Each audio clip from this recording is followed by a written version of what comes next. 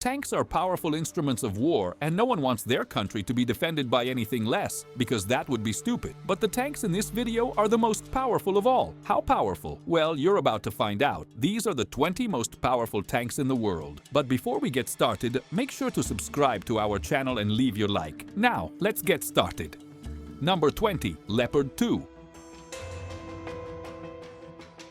Now, it's a bit tricky to decide which tank to start with, because there have been many over the years, and they've served a wide variety of roles. So, I decided to begin with one that was vital to the defense of a certain nation during a time of potential crisis. In this case, I'm talking about the Cold War and what happened when the Allies and one of their former allies literally split Germany in half. The result was a standoff between NATO powers and the Warsaw Pact. West Germany was on NATO's side and needed a tank that could help defend its borders against East German tanks and Russian-backed forces in case the wall fell in a disastrous way. The result of that need was the Leopard 2 main battle tank. The tank began development not long after the original Leopard was introduced, but it had to be reinforced due to the type of opposition it might face. In fact, it was so successful that even after the Cold War, it was exported all over the world. Today, the Leopard 2 can be found in 19 different countries, which goes to show that if you design a good tank, there's always a nation interested in it, even decades after its creation. The Leopard 2 is armed with a fully stabilized 120mm smoothbore gun, and the vehicle carries 42 rounds for the main cannon, very useful when it needed to fire at a variety of targets. The cannon proved to be quite accurate, and when it came to engaging less armored targets, the tank was equipped with 2 different machine guns that the 4-man crew could operate, including one mounted on top of the tank. We think this tank does a great job of setting the tone for the rest of the list. Now let's see if the others can live up to its legacy. Number 19. EET-1 Osorio. As mentioned in the introduction, nearly every major world power has its own tanks ready to be showcased in war if needed. But while you might immediately think of superpowers like the United States, the United Kingdom, China, Russia, Germany, and so on, there are actually several countries with tanks you might not expect, like Brazil. It's true that this nation isn't known for being involved in major wars, but that doesn't mean it has no need for a tank. In fact, the EET-1 Osorio is special because it was developed as a private initiative, with barely any government involvement in its construction. That happened partly because the tank wasn't just meant for Brazil's army. It was designed to be an export product, potentially boosting the country's economy in the process, or at least that was the plan. Not all tanks are successful, as you'll find out. This one, for example, was specifically designed to suit Brazil's limited infrastructure, meaning it could travel on the country's roads and bridges, which aren't as durable as those in the other nations I mentioned earlier. To their credit, despite the lack of government backing, they managed to build 2 working prototypes, and most would agree it was a functional tank. However, no one outside the country wanted to buy it, and the government refused to adopt it into the military, and so the project was cancelled. It's genuinely unfortunate that it ended that way, but then again, not everything that's built is meant to last. Number 18. The Sabra tank.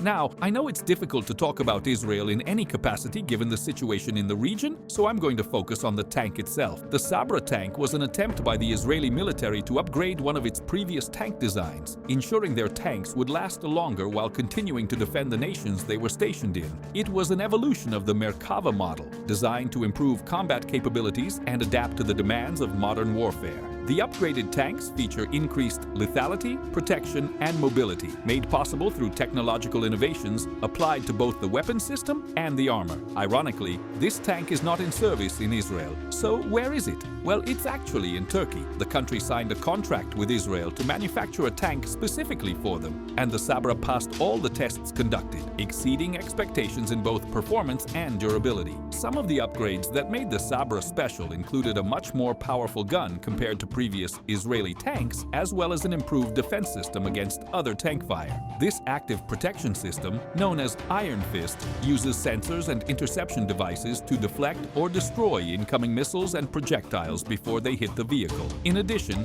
the Sabra features a new fire control system, allowing the operator to aim more precisely and respond more quickly to moving targets. The tank was so successful that several variants were developed to meet the needs of the Turkish army, with adjustments made to weapon configurations and defense systems based on specific requirements. For example, the Sabra Mk3 is a more modern version, with enhanced capabilities for operating in more demanding combat environments, such as urban areas or rough terrain. Believe it or not, contracts like this are quite common around the world and have been signed between many countries over the years for all sorts of military vehicles, not just tanks. Many nations choose to collaborate on the development and production of military equipment due to the high costs involved in such large-scale projects. And the exchange of technologies and innovations is a common strategy for strengthening alliances and improving the defense capabilities of both parties. Moreover, countries that acquire military technology from others, as in Turkey's case with the Sabra, can adapt the equipment to their own needs and battlefield realities. It's interesting to note that while the Sabra is widely recognized as an outstanding piece of military engineering, it also reflects the complex nature of international relations and how they influence the development of weaponry and defense systems. The success of the Sabra also showcases the adaptability and innovation of Israeli engineers, who managed to transform an existing tank model into an even more powerful and efficient machine, all without losing the essence of its original design.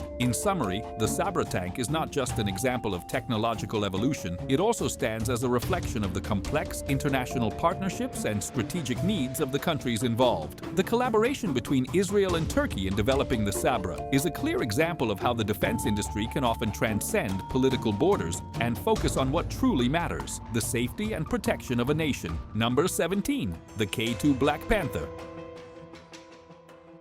The K2 Black Panther is a tank currently in service with South Korea. What's interesting about this tank is that the government specifically wanted a model built using only parts and technologies available within South Korea. This reflects the country's policy of technological and military independence, aimed at minimizing reliance on foreign suppliers, something that could prove risky in times of crisis or war. The K2 Black Panther was designed as South Korea's answer to an increasingly volatile security landscape, especially with constant threats from neighboring countries like North Korea and China. So why is that interesting? Well, most countries don't mind using parts from other nations as long as they meet the standards and can't easily be improved domestically. But in the case of the K2 Black Panther, South Korea chose a path of self-sufficiency. That's uncommon, as many countries turn to foreign tech to speed up their defense programs. However, the South Koreans wanted a tank with a unique identity, free from external dependencies. Moreover, South Korea is known for its strong tech and engineering industries,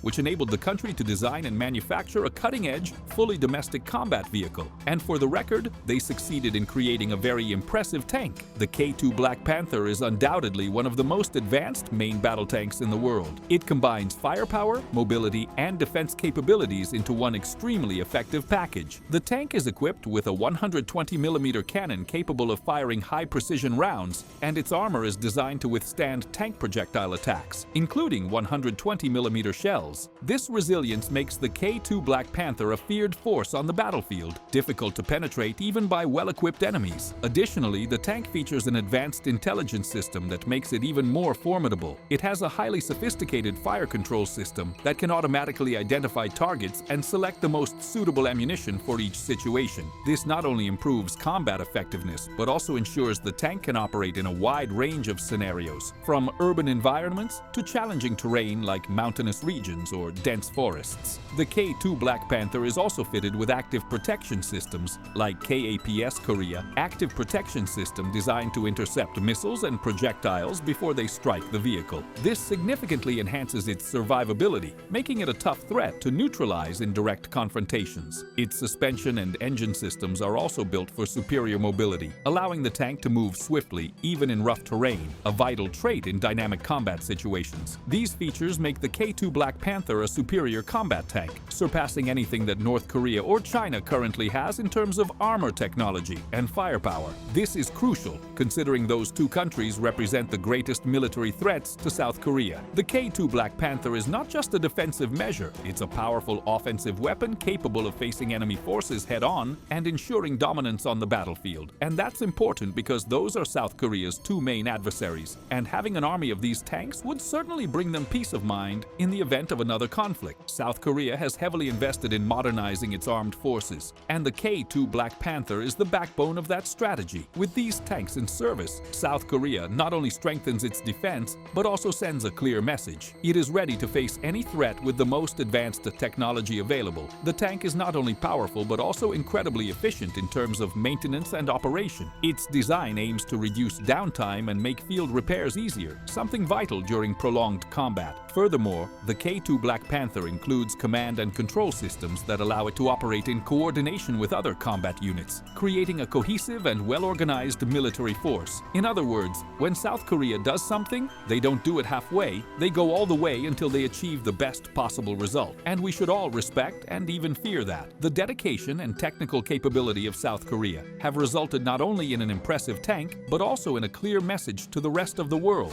The nation is ready to face any challenge with cutting-edge technology and an unwavering commitment to defending its sovereignty. Number 16. The Type 10 tank. Japan is another country you might not expect to hear about when it comes to tanks. After all, as far as we know, they haven't really been in a conflict recently where they needed to use a tank for defense or to attack other nations. And being an island nation certainly helps support that point. Another thing to remember is that after World War II, they renounced the idea of having a fully dedicated military. Today, they only maintain a self-defense force. However, given global events, ongoing wars, and the fact that all other major nations have built up military power over the years, including tanks, Japan had to modernize as well. Eventually, they developed the Type 10. What happened to models Type 1 through 9? Well, no one really knows. One thing worth noting is that the Type 10 isn't as heavy as you might expect a tank to be, and that's for two reasons. First, being lighter helps it move faster on the battlefield, which can be a major advantage. Second, it's partly due to limitations on Japanese roads. Highways are a great way to transport vehicles like tanks from one place to another. While it's not as powerful or heavily armored as the main battle tanks of other nations, it still serves an important and effective purpose. These tanks are meant to support other units and help them survive, rather than charge headfirst into enemy lines. The Self-Defense Force was very pleased with them and placed a solid order that is still in service today. They might not need to use them often, but it's better to be safe than sorry. Number 15. The Leclerc tank.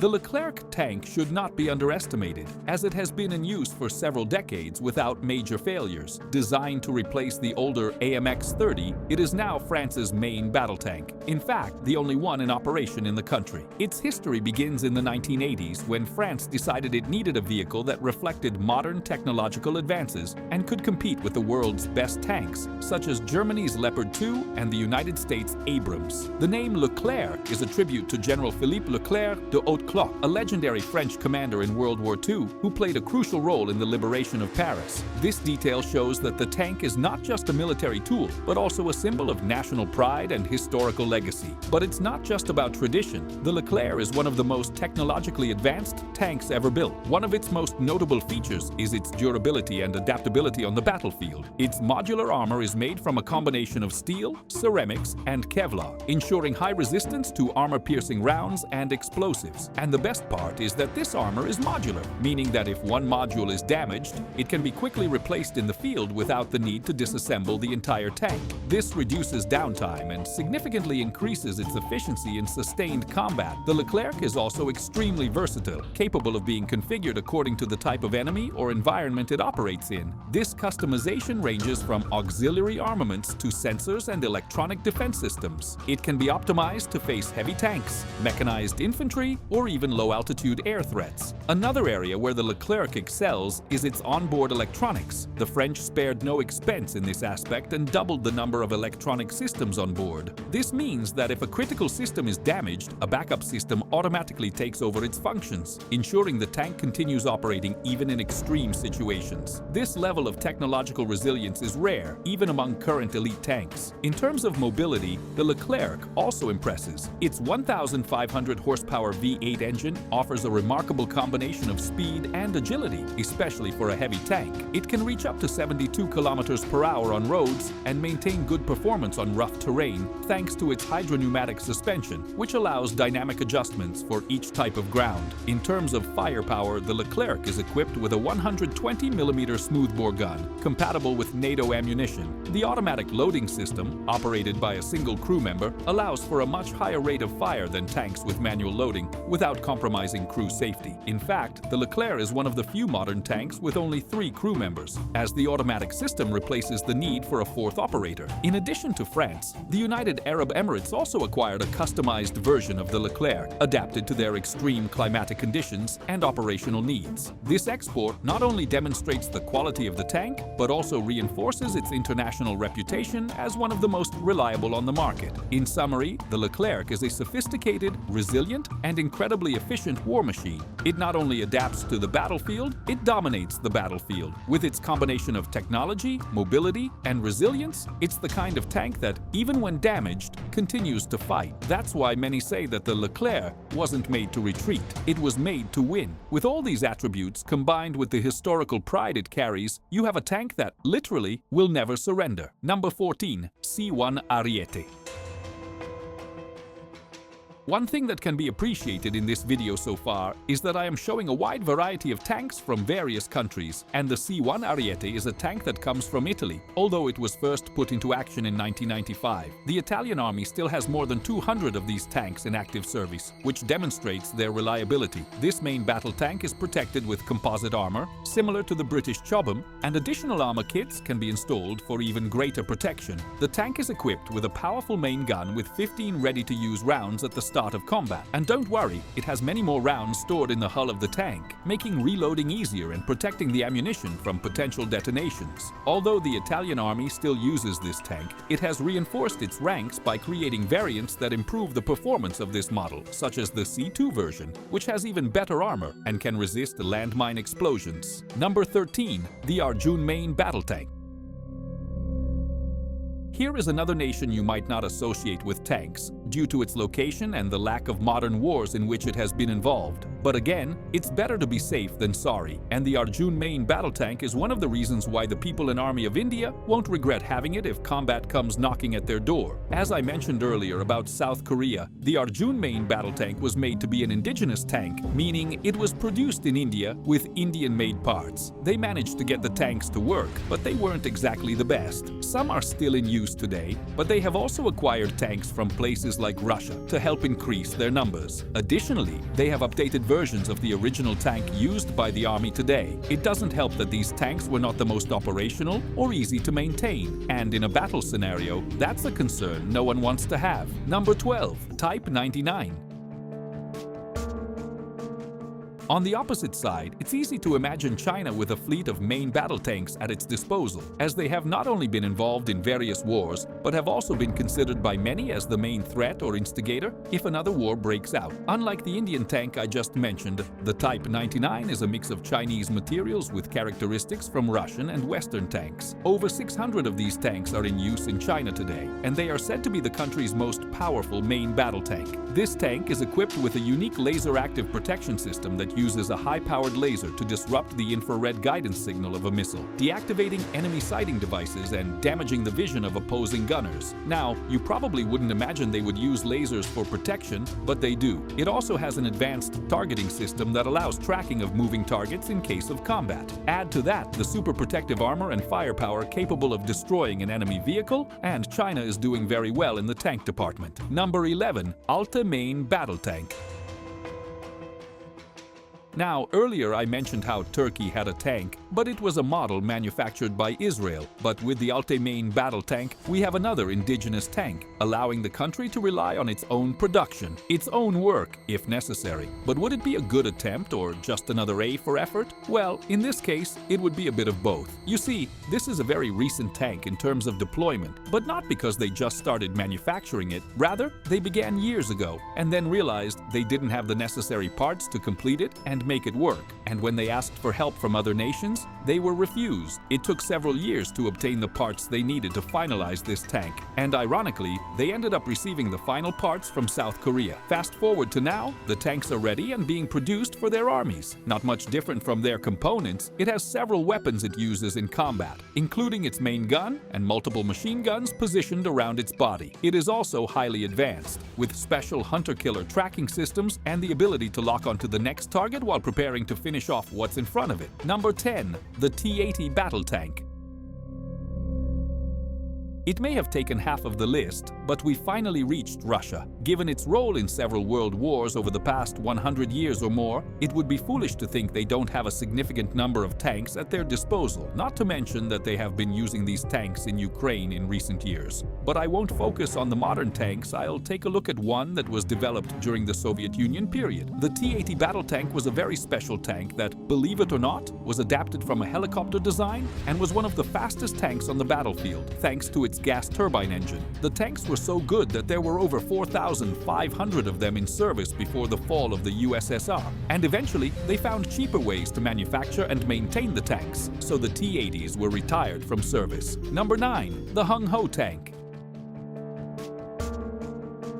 Well, I talked about South Korea's tanks earlier, so it's only fair to talk about their neighbors to the north and what tanks they have. This is where this tank comes in, affectionately known as the Tiger Tempest. Points for an amazing name. You've got to give them that. But here's where things get interesting and strange. I mean, it's North Korea, after all. We know the tank exists, and North Korea has showcased it several times in their country, including during a parade. However, the exact specifications of the tank, such as its speed, power, and capability, well, that's kind of widely unknown, and that's because North Korea is extremely paranoid. They don't want any information about their military to leak to their enemies, especially the United States and South Korea, and as such, many have only been able to speculate about what they think the tank might be capable of. Number 8. The T-90 battle tank. The T-90 battle tank is another Russian tank I need to mention, because while the other model was a relic of the past, this one is absolutely a milestone of the present. It is said to be the most modern tank the Russian army possesses, which means it is far superior to anything the country had developed before, and that might be why it's so popular around the world, with India also purchasing it. This tank is present in large numbers, despite being over 30 years old, which could indicate a need for an update. But you don't fix what isn't broken, right? And that's exactly why Russia is still effectively using this powerful and, at the same time, economical tank. Number 7. The PT-91 Twardý tank.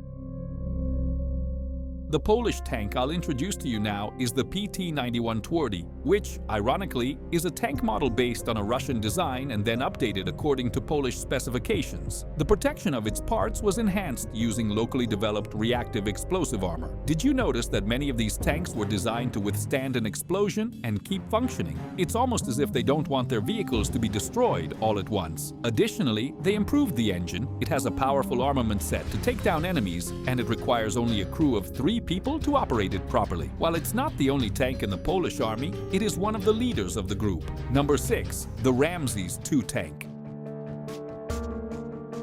The Ramses II tank, as the name suggests, is the main armored vehicle of the Egyptian forces. Once again, it's a tank with Russian roots, but with a special twist. The tank that the Egyptians received from Russia was then sent to the United States to see how they could improve it for the Egyptian army. It took some time, but eventually they sent a prototype good enough, which the Egyptians further enhanced after worrying about some of the tank's capabilities. When it was ready, it not only had good armament but also weapons that were in line with NATO standards, to the point that the United Coalition provided ammunition for the tank. That was quite a clever move. Number 5. The Zulfikar tank. The Middle East is a region of the world that seems to always be in conflict or very close to it, which is why countries like Iran remain more reserved and prepare for all kinds of threats, including having several tanks at their disposal. The country's main tank is the Zulfikar tank, but just like the North Korean tank I mentioned, this is another vehicle full of mysteries. Despite being involved in several confrontations, including with neighboring Iraq, the full capabilities of the tank are unknown. Additionally, we don't know whether the tank is in its 2nd or 3rd generation, or if a new version will be launched soon. The best estimates regarding the tank suggest there are about 100 units, but this is just an assumption, and a 2010 assumption at that. And we know that things have changed quite a bit in that region since then. Number 4. The Al-Khalid tank. Now, let's stay in the Middle East and talk about the Al-Khalid tank. which is used in Pakistan but also in other countries, such as Myanmar and China, among others. Operated by a 3-person crew and armed with a 125mm smoothbore tank gun, which is automatically reloaded, the tank uses a fire control system and night combat equipment, making it a significant threat on the battlefield and resistant to enemy fire. Although it's not the largest tank on the field, it's a lighter and smaller model, which can help it in certain confrontations against the larger tanks. Number 3, the AMX 30B2. This is where things get really interesting. I've noticed several times from multiple tanks in this video that protection was one of the top priorities. This included being able to withstand shots from other tanks to survive in the moment and then retaliate. But with the AMX 30B2, that wasn't the case. The goal of this tank was to be powerful and mobile, not to have heavy protection. Now, this may not make sense, but the tank still works, and it was offered to other nations that happily bought it. It was widely considered one of the least protected modern tanks in the history of tank warfare, which is quite something. This just proves that sometimes things don't make sense, but they work well, despite all signs pointing in the opposite direction. Number 2, the TR-85 M1 Bizonul. Have you ever worked hard to create something, and despite all your effort and dedication, you just couldn't reach the same level of excellence that others had already achieved before you? Well, the TR-85 M1 Bizonul from Romania is a classic example of that, just in the form of a war tank. This combat vehicle was Romania's attempt to take the old Soviet T-55 tank, widely used during the Cold War, and turn it into something more modern and adapted to the needs of the Romanian army. The idea was simple: update an obsolete model, improve its efficiency on the battlefield, and extend its service life. The project started in the 1980s, at a time when Romania sought greater military and technological independence from the Soviet bloc, and the original TR-85 was seen as a symbol of that transition. Over time, the M1 version, also known as the Bizonul, emerged, bringing several important updates over the previous version. Among the improvements were reinforced armor with composite materials, a new fire control system, more powerful engines, and a 100mm cannon with enhanced performance. In addition, the tank now featured a digital targeting system and thermal sensors, something that didn't exist in the original version. For Romanian standards, these updates represented a significant leap. However, the big issue with the TR-85 M1 Bizonul is that, even with these upgrades, it simply can't compete on equal terms with modern tanks today. Compared to the K2 Black Panther from South Korea, the German Leopard 2, or even the US M1 Abrams, the TR-85 seems more like a modest effort than a top-of-the-line war machine. Its armor still falls short against modern anti-tank munitions. Its firepower is inferior to the 120mm cannons widely used in next-generation tanks, and its mobility in the field is limited. Despite this, it's important to note that the Bizonul does its job well within the specific needs of Romania. It is primarily used in patrol operations, territorial defense missions, and military training. In other words, for a country that doesn't have ambitions for global military power projection, but needs to maintain a functional ground force, the TR-85 still holds value. This is why it's believed that Romania is planning a new generation of tanks, one that is truly compatible with NATO standards and the demands of modern conflict. There are rumors that the country might seek partnerships with European manufacturers, or even adopt models already established in other nations, like the Leopard 2 or the French Leclerc, while developing a more ambitious modernization doctrine for its armed forces. With the increasing tensions in Eastern Europe and the constant advancement of military technologies, this modernization is no longer an option, it's a necessity. Therefore, although the TR-85 M1 Bizonul may not be the most imposing tank on the list, it represents an important step in Romania's military history and a valid attempt to achieve autonomy in a sector highly dominated by major powers. And we can only wish the country good luck in this new phase, hoping that the next project will not only be functional, but also competitive on a global scale. Number 1. The FV101 Scorpion.